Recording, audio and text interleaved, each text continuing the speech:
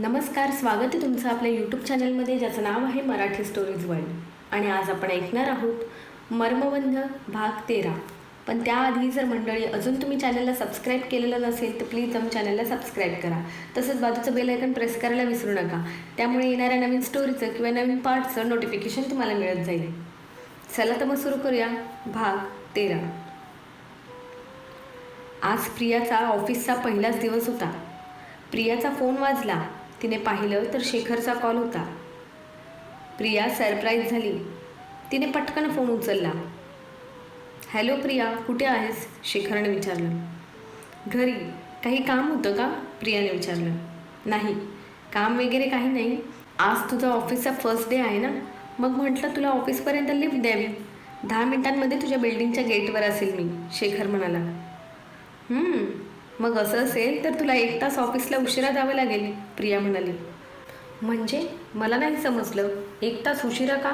शेखरने विचारलं. म्हणजे माझा ऑफिस टाईम 11चा आहे, प्रिया म्हणाली. काय? पण असं कसं? ऑफिस टाईम तर 10 ते 6 आहे. मग तुला एकटीला 11चा टाईम का? शेखर म्हणाला. अजिंक्य सर म्हणाले मी त्यांची पीए आहे, तर मला त्यांच्या वेळेत यावं आणि जावं लागेल, म्हणून माझा टाईम 11चा आहे, प्रिया म्हणाली. ओके, ठीक आहे. Best of luck. बाय. शेखरने कॉल ठेवला. प्रिया ऑफिसला आली तेव्हा सगळा स्टाफ कामामध्ये बिझी होता. प्रियाने रिसेप्शनवर चौकशी केली. ती प्रिया आहे समजल्यावर रिसेप्शनवरच्या जेनीने तिला तिची केबिन आणि अजिंक्यची केबिन दाखवली. अजिंक्य अजून आला नव्हता. अजिंक्य वेळेचा पक्का होता. रोज तो डॉट 11 वाजता ऑफिसमध्ये यायचा. पण आज 11 वाजून गेले होते तरी तो आला नव्हता. प्रिया तिच्या केबिनमध्ये गेली. केबिन खूप मोठी होती आणि इंटिरियरसुद्धा खूप छान होतं. बहुतेक आत्ताच केलं असावं तिला अंदाज आला. ती पूर्ण केबिन बघत होती. तेवढ्यात डोअरवर नॉक झालं. ती सावध झाली आणि जाऊन चेअरवर बसली. डोअर ओपन झालं आणि अजिंक्य आत आला. तशी ती गडबडून चेअरवरून उठली. गुड मॉर्निंग सर, प्रियाने विश केलं. अजिंक्य असा तिच्या केबिनमध्ये येईल तिला अनएक्सपेक्टेड होतं. नॉर्मली त्याने तिला त्याच्या केबिनमध्ये बोलवायला हवं होतं, पण तोच तिच्या केबिनमध्ये आला होता. Good morning. कसं वाटलं नवीन ऑफिस, नवीन केबिन? अजिंक्यने विचारलं. छान आहे सर, ऑफिस आणि केबिनसुद्धा, प्रिया केबिनवर नजर फिरवत म्हणाली. चहा घेणार की कॉफी? अजिंक्यने विचारलं. प्रियाला काय बोलावं समजत नव्हतं. एवढ्या मोठ्या कंपनीचा मालक तिला चहा कॉफी विचारत होता. प्रिया, मी तुला विचारतोय, काय घेणार, चहा की कॉफी? मला कॉफी घ्यायची आहे. तुला माझी कंपनी चालेल ना? अजिंक्यने समोरच्या चेअरवर बसत विचारलं. हो सर, चालेल. मी कॉफी घेईन, पण तुम्ही इथे बसा ना. प्रियाला थोडंसं ऑकवर्ड वाटलं. It's okay, I am fine, Ajinkya म्हणाला आणि त्याने रिसेप्शनवर कॉल करून 2 कॉफी प्रियाच्या केबिनमध्ये मागवल्या. कॉफी पिता पिता अजिंक्यने तिला तिच्या कामाचं स्वरूप समजावलं.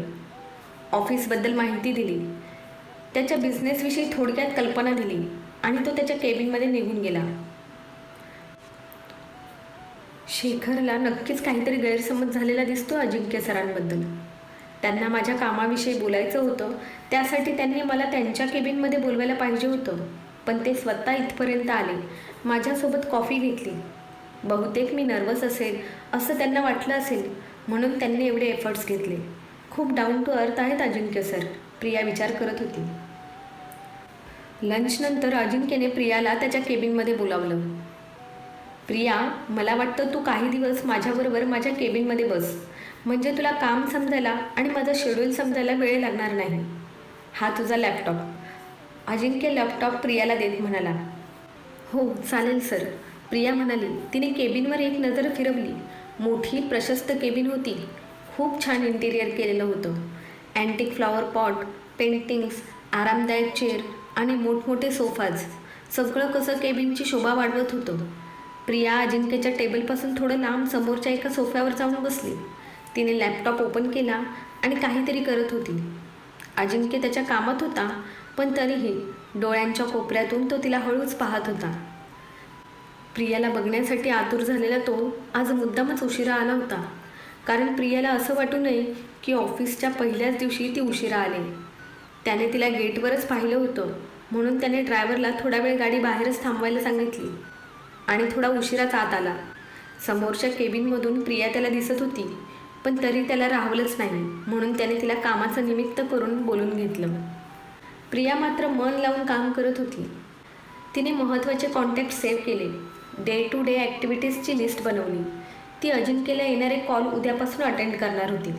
शिवाय त्याच्या अपॉइंटमेंट, त्याच्या मीटिंग सगळं ती आता मॅनेज करणार होती. त्या अनुषंगाने तिने तिच्या कामाला सुरुवात केली. 6 वाजले तसा ऑफिसचा स्टाफ घरी जायला निघाला. अजिंक्यने काही डिपार्टमेंटच्या हेड्सना बोलावून घेतलं होतं. ते बाहेर आले होते. अजिंक्यने पिऊन करवी त्यांना आत बोलावलं. Production, sales, export, accounts, HR डिपार्टमेंटचे हेड सर्व आले होते. त्यामध्ये शेखरसुद्धा होता. Export डिपार्टमेंटचा head. अजिंक्यने त्याची ओळख प्रियाबरोबर करून दिली आणि प्रियालासुद्धा त्याच्याबद्दल आणि त्याच्या कामाबद्दल शॉर्टमध्ये सांगितलं.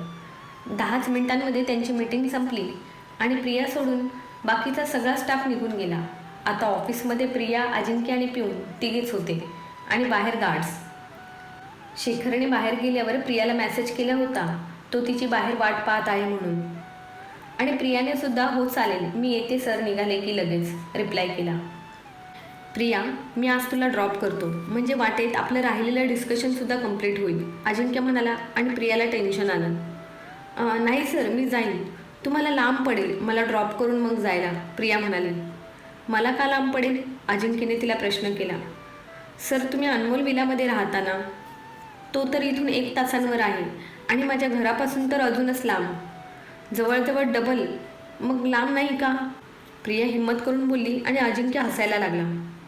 सर, काही चुकलं का? प्रिया त्याला हसताना पाहून थोडीशी घाबरली. तिने भीतच विचारलं. नाही, चुकलं काही नाही, पण इन्फॉर्मेशन रॉंग आहे तुमची PA मॅडम, अजिंक्य तिच्याकडे पाहत म्हणाला. म्हणजे? प्रियाने विचारलं. म्हणजे असं की मी अनमोल विलामध्ये राहत नाही, तिथे फक्त विकेंडलाच जातो. माझं घर तुझ्या घरापासून पुढे 15 मिनिटांवर आहे, स्टार मॉलच्या बरोबर समोर, अजिंक्य म्हणाला. आणि ती कसंनसं हसली. मिळाली का सगळ्या प्रश्नांची उत्तरं की अजून काही बाकी आहे? अजिंक्यचा करारी आवाज आला. हो सर, ती थोडी घाबरत म्हणाली. हो काय, अजून काही विचारायचं आहे का? तो त्याच करारी आवाजामध्ये बोलला. नाही सर, काही नाही विचारायचं, ती जरा कचरत बोलली. तिला असं बघून त्याला हसावंसं वाटत होतं, पण त्याने हसू अडवलं, नाहीतर बिचारी ती रडली असती. बरं, निघायचं का मग, अजिंक्यने विचारलं. हो सर, ती गडबडत म्हणाली. तिने तिची बॅग घेतली आणि ती अजिंक्यच्या मागे निघाली. तिने चालता चालता शेखरला ती अजिंक्यसोबत जाणार असल्याचा मेसेज केला. प्रियाची वाट पाहत बाहेर थांबलेल्या शेखरने प्रियाचा मेसेज रीड केला. शेखर तणतणतच कारमध्ये बसला आणि त्याने कार स्टार्ट केली. नव्हतंच यायचं माझ्याबरोबर तर मगाशीच सांगायचं ना तसं. अजिंक्य सरांचं नाव घ्यायची काय गरज होती? मी काय खाणार होतो का तिला?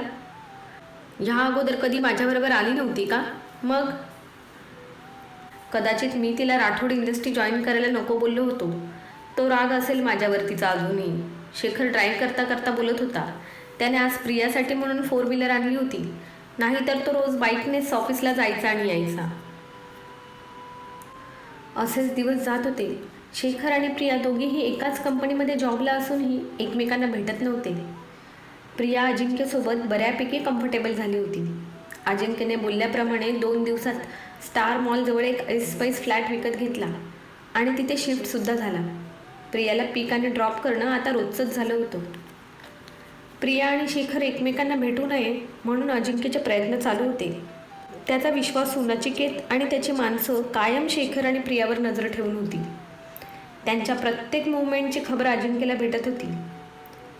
प्रिया आपल्यावर नाराज आहे, तिला आपण हर्ट केलं आहे, ह्या जाणीवेने शेखरला वाईट वाटत होतं. भलेही त्याच्या मनात अजूनही तिच्याबद्दल काही फिलिंग्स नव्हत्या, पण ती त्याच्यामुळे दुखावली गेली आहे हे त्याला कळत होतं. ऑफिसमध्ये नाही भेटता येत तर काय झालं, ह्या विकेंडला प्रियाला डिनरसाठी विचारतो आणि तिची माफीसुद्धा मागतो. शेखर मनातच म्हणाला आणि त्याने प्रियाला कॉल केला, पण त्याला कुठे माहीत होतं त्याचा फोन टॅप केला जात आहे. तो जे काही बोलणार होता ते सर्व अजिंक्यला माहीत पडणार होतं. संडेला रात्री 8 वाजता शेखर प्रियाला पिक करायला जाणार होता आणि तिथून ते हॉटेल शरण्यममध्ये जाणार होते डिनरसाठी. शेखर प्रियाच्या बिल्डिंगच्या आसपास असावा की त्याला एक कॉल आला. मिस्टर राठोड होते. शेखर, मला एव्हरग्रीन इंटरनॅशनल प्रोजेक्टची फाईल हवी आहे आणि अर्जंट आहे. माझी उद्या पहाटेची फ्लाईट आहे. तुला जमेल का ती फाईल मला अनमोल विलावर आणून द्यायला? मिस्टर शिवराज राठोड म्हणाले. ठीक आहे सर, मी देतो आणून. शेखर बोलला खरा, पण त्याला राठोडांचा खूप राग आला होता. संडेच्या दिवशी कुणी काम सांगतं का? आणि सांगायचंच होतं तर थोडं लवकर सांगायचं ना. प्रिया तिकडे माझी वाट पाहत असेल, तिला काय सांगू? इथून मला ऑफिसला जावं लागेल, तिथून अनमोल विलावर, म्हणजे 1-1.5 तास तर कुठेच नाही गेला. विचार करतच शेखरने युटर्न घेतला आणि प्रियाला कॉल केला. प्रिया, सॉरी पण एक अर्जंट काम आले, सो मला थोडं लेट होईल. मी 9 वाजेपर्यंत येतो, शेखर म्हणाला. हो चालेल, प्रिया म्हणाली. शेखर ऑफिसमध्ये गेला. फाईल त्याच्याच केबिनमध्ये होती. त्यानेच ड्रॉवरमध्ये ठेवली होती, पण आता त्याला ती फाईल मिळत नव्हती. त्याने सगळे ड्रॉवर चेक केले, पण त्याला फाईल कुठेच भेटली नाही. त्याने घड्याळात पाहिलं, 9 वाजून गेले होते. आता त्याची चिडचिड होत होती. अजिंक्य, असं एखाद्याला उगाच त्रास देणं मला आवडत नाही. ही मी तुला केलेली शेवटची मदत, समजलं? आणि शेखरला प्रियापासून दूर ठेवण्यापेक्षा प्रियाला तुझ्या फिलिंग सांग, तिला प्रपोज कर, शिवराज राठोड म्हणाले. हो डॅड, मलाही तुमचं पटत आहे, पण मला अजून थोडा वेळ लागेल. मी लवकरात लवकर प्रयत्न करतो. आजच्या हेल्पसाठी थँक्यू, अजिंक्य म्हणाला. इकडे शेखरने पूर्ण केबिन तपासली, पण त्याला फाईल मात्र भेटली नाही. त्याने परत एकदा टाईम चेक केला. आता 9:15 वाजले होते. आता तर तो पूर्ण हैराण झाला होता. एकतर इथे फाईल मिळत नव्हती, तर तिकडे प्रिया त्याची वाट पाहत होती. इकडे आड तर तिकडे वीर असं झालं होतं त्याचं. काय करावं सुचत नव्हतं. शेवटी त्याने मिस्टर राठोड यांना कॉल केला. अजिंक्य आणि मिस्टर राठोड बोलतच होते की त्यांचा फोन वाजला. शेखरने त्यांना फाईल भेटत नसल्याचं सांगितलं.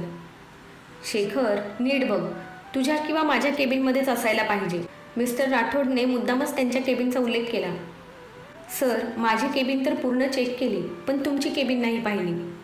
मला चांगलं आठवते, ती फाईल माझ्याकडेच होती.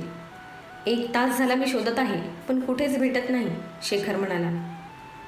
शेखर, तू परवा माझ्या केबिनमध्ये आलास तेव्हा ती फाईल तुझ्याकडे होती. कदाचित माझ्या टेबलवर विसरलास का ते चेक कर, मिस्टर राठोड म्हणाले. शेखर मिस्टर राठोडांच्या केबिनमध्ये गेला. त्याने टेबलवरच्या फाईल बघितल्या. त्या फाईल बघत असताना त्याला ती फाईल भेटली आणि तो घाईघाईनेच फॅक्टरीच्या बाहेर आला. त्याने फोन हातात घेतला तर प्रियाचे 2-3 मिस कॉल होते. त्याने तिला कॉल लावला, पण तिचा फोन स्विच ऑफ येत होता. त्याने वैतागून फोन तसाच बाजूच्या सीटवर टाकला आणि कार स्टार्ट केली. तो अनमोल विलावर गेला तेव्हा रात्रीचे 11 वाजून गेले होते. मिस्टर राठोड आणि अजिंक्य दोघेही बाहेर लॉनमध्ये असलेल्या टेबलवर बसले होते.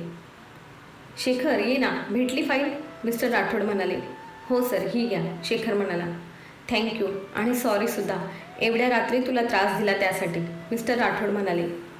वेलकम सर, पण सॉरीची गरज नाही. मला माहीत आहे महत्त्वाचं काम असेल म्हणूनच तुम्ही मला इतक्या रात्री कॉल केला, शेखर म्हणाला.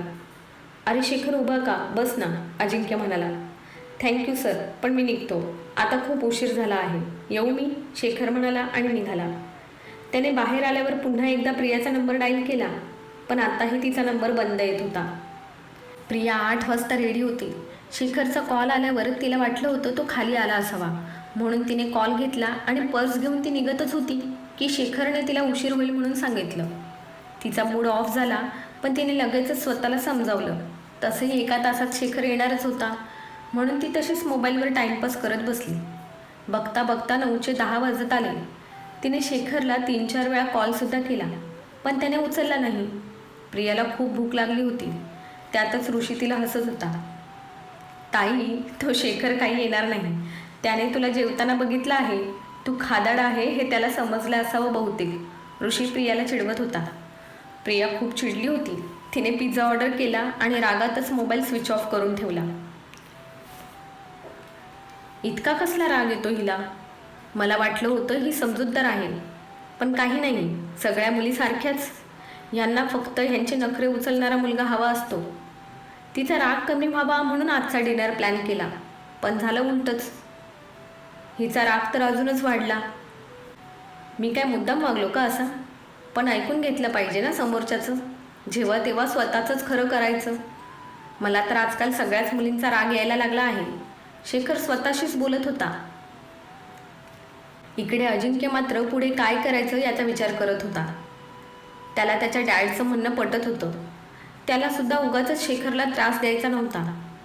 पण जोपर्यंत तो प्रियाला प्रपोज करत नाही तोपर्यंत तरी त्याला शेखरला प्रियापासून लांब ठेवायचं होतं.